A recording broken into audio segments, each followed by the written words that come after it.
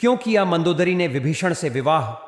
जब रावण सीता का हरण करके लाया था, तब भी मंदोदरी ने इसका विरोध कर सीता को पुण्य राम को सौंपने का कहा था।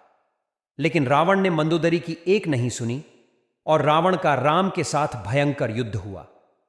ऐसा माना जाता है कि राम रावण के युद्ध एकमात्र विभीषण को छोड़कर उसके पूरे कुल का नाश हो गया था। रावण की मृत्यु के पश्चात रावण के कुल के विभीषण और कुल की कुछ महिलाएं ही जिंदा बची थीं। युद्ध के पश्चात मंदोदरी भी युद्ध भूमि पर गई और वहां अपने पति, पुत्रों और अन्य संबंधियों का शव देखकर अत्यंत दुखी हुई।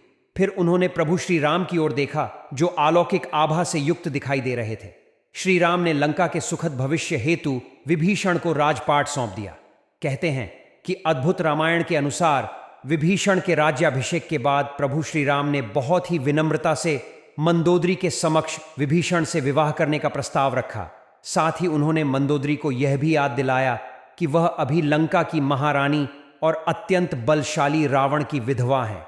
कहते हैं कि उस वक्त तो उन्होंने इस प्रस्ताव पर कोई उत्तर नहीं दिया।